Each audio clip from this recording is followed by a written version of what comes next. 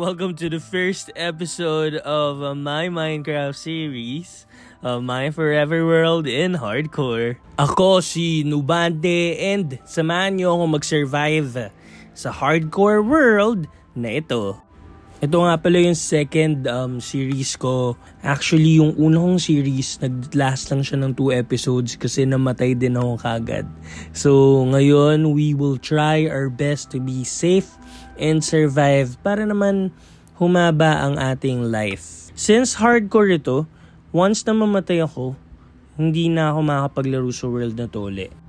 So tara, maghanap na tayo ng lugar natin kung saan tayo magsaset ng base. Wow, akala ko super rare nito. Bakit naman nandito agad ako? Balikan natin to later. Balikan natin. For now, kailangan ko muna maghanap kung saan tayo magsistay for this whole series. Wow! Wait lang. Ang lalim naman ito. At least, halos hindi ko na makita kung gaano siya kalalim. Fudge. See? Hindi kaya na render distance ko. Ang nasa utak ko kasi ngayon is maghanap ng village. Hopefully makahanap ako kasi ang isa sa goal ko dito is mag-recreate ng village, protektahan siya sa isang raid. Okay, sige G. Village na. Sige. Well, I think okay na tong village na to. Maliit lang siya. Ayun, blacksmith. Okay, let's see. Iron. Diamond! Gagi! Diamond, man! So, here's the plan. I-revamp ko tong village na to. And our theme is pre-colonial Philippines. Yes. So, ang mga house na gagawin ko is mga bahay kubo. Tapos, yung village na to, gagawin natin siyang parang isang barangay dati na linilid ng isang datu. Kailangan natin maghanap ng mga supplies. My plan is, diretsoin lang tong linya na to. Kasi doubt na wala akong makikitang jungle biome. Since balak nga nating theme today is pre-colonial Philippines, kailangan ko ng maraming bamboo, kailangan ko ng maraming, anong tawag doon? Yung yellow, hay bales. Basta yun. Tapos, yun, i-try ko kung paano giging maganda itong mga nipahat na gagawin natin for this series. Kanina sinabi ko na imposibleng wala tayong makitang jungle biome, pero nagkamali ako. Naglakad ako ng naglakad, lumangoy, nagbangka. Saan ko nakita yung jungle? 25,137 blocks, bro. Well, finally, meron tayong bamboo.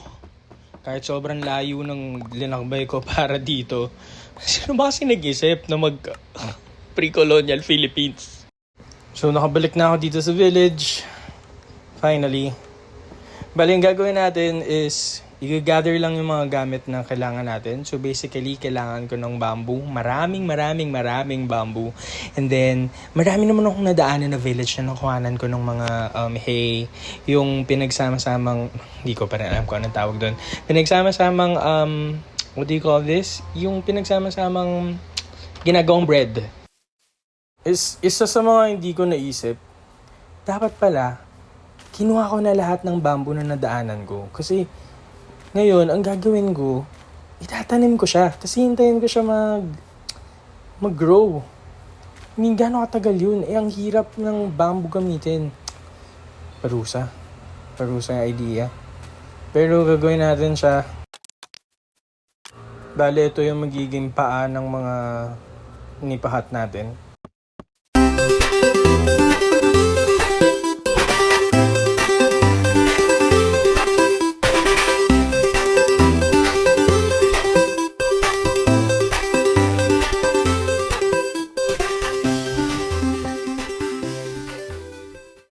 Okay naman siguro tong shape na to kasi bala ko hindi siya pantay. Yung isa straight, yung isa pa slant. Kasi usually, di ba, Hindi naman ganun ka straight talaga yung pagkakagawa sa bahay kubo. Naisip ko naman, why not yung wall ng bahay kubo natin is ito.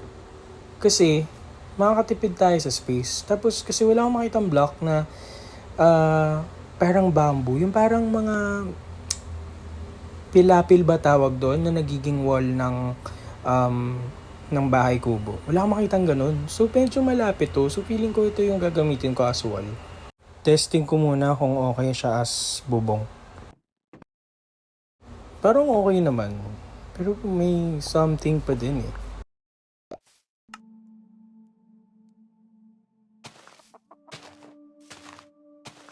Alam mo, feeling ko, masyado siyang malaki.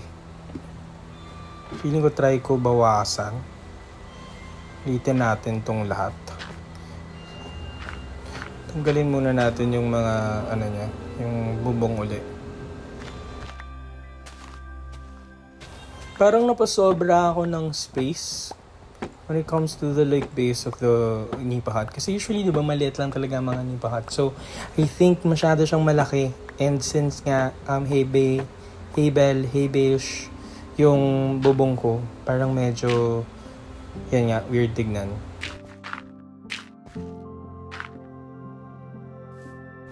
Tinatry ko na siya i-set up uli para makita kung okay ba siya. Parang mas smaller version na to. Hopefully mas okay siya. Pero parang mataas pa din eh. Hindi ko alam kung ano kailangan kong gawin. Pero let's see. I just finished my starter base. Finally, after the long journey. So here's my starter base. Hindi ko pa siya masyadong nalalagyan ng details. But as you can see, nalagyan ko ng flowers sa gilid, and then yung nipahat natin dito sa gilid, nilagyan ko din ng lutuan kasi basically yung mga pre-colonial Filipinos pala nasa labas yung lutuan nila, nasa labas ng bahay kubo. So let's go, akyat tayo sa loob. Nilagyan ko ng chest, yung mga basic needs natin, and then yung crafting table, and then iniisip ko pa kung paano ko nalagyan ng kisame kasi usually wala namang kisame sa kubo, pero I'm thinking about something. And then this window, actually, it reminds me of those old windows that we have on our old house before in Batangas. Yung gawa sa shell, nakalimutan ko, yung parang may parol din na gawa din eh, yung white. Although hindi siya pre-colonial, pero I thought na parang pwede ko siyang i-add as a window ng ating starter base. Medyo proud ako actually with this house. I made it even smaller para hindi siya naka-overwhelm tignan. Ayan, a 360 view. Grabe. Well, thank you so much for joining me for this video. And that's it for today. I hope you enjoyed. I hope you had fun. See you on our next episode.